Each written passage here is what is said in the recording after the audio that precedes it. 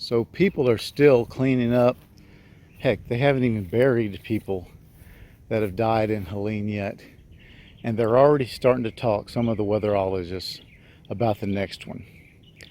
So, and I'm not trying to be a weather porn advocate, but they're already talking about another storm that may be forming about at the same place as Helene next Thursday. This is Saturday. So where I would normally just be putting stuff away from my prepping, I'm putting it way close by. And I thought I would take this opportunity to do a really fast video about my generator preps. I've done a video before, but it's been a few years and I know how that stuff gets squashed down. And so this is going to be just a real quick one. So I've got two inverter generators. Why inverter generators, not the big generators? A couple reasons. The big one, frankly, is noise. I lived for a week with a large generator sitting outside my window. Windows were open, obviously, because we didn't have any power or air conditioning. Oh my God, those things are loud. These inverter generators are very, very, very quiet. Also, they're very light. I can pick these up and move them around, throw them in the back of a truck.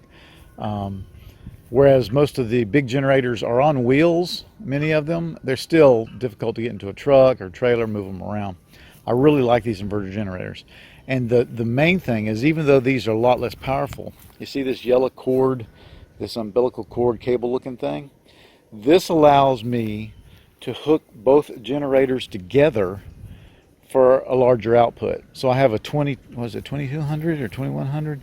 2500 and a 2200. I can combine those to get over 4,000, is it watts? Volts? GPUs? Whatever it is, watts. I can combine them, and there's Birdie, to get over 4,000. And that's a pretty cool option. Actually, there's very little of a reason for me to do that right now in my situation with what I'm trying to do. I actually plan, if I'm home and we're out of power, to have one in the front and one in the back powering different things. I really would like to get one more of these, and then I would really feel good about that. But anyway, let me show you what I've got. I've got both of them in a tub. Hate the tubs, these Craftsman tubs, way too flimsy on the bottom. I wish I could find a better container for these things. I mean, I don't want to go the Pelican route, but something not too expensive, but worth the damn money. These things are not worth the money. Do not buy a Craftsman tub. So here's what I've got in the 2500. First of all, most importantly, I've got the owner's manual, and see that green book down there? That's my log book, and I log every time I run this thing. That's very important with a generator. Then I've got that umbilical cord I talked about. There's a little cover that came with it. I've just dedicated some cord. Even though I have plenty of extension cords, I've dedicated one. It just sits in there. I've got a strip there so that I can plug in multiple things. Good thing to have so you don't go looking for it. And real important there, if you can see it, is a cable for cable locking these things. I think that's real important. Wherever you're going to end up putting it, you want to lock it up so that nobody comes and steals your power out from under you. Moving over to the other generator, pretty much the same thing. Once again, very important, the owner's manual and that log book. And then I have some generator tools. These are the tools that came with each generator. I've just put them all into one little toolbox because these two generators work together. If I don't know, say we're to loan one out to somebody, I would take a couple tools that go with this generator and maybe hand them off, or I would just handle the maintenance myself.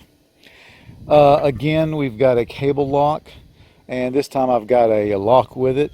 I need to get another lock for this one over here, and I'm glad that I'm doing this because this brings up things where my preps have gaps in them, and I appreciate that. And then I have another strip. I need to get another extension cord just dedicated and put it in here, but it's that simple. And these go in a box, and I actually put them under my porch.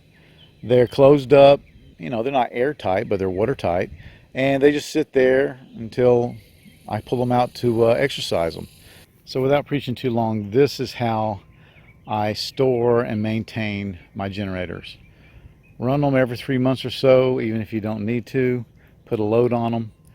Keep the tools and the accessories with the generators so that in an emergency, and we don't always have a week watching a hurricane come toward us, in an emergency you can get right to them. And probably the most important thing with a generator is the logbook.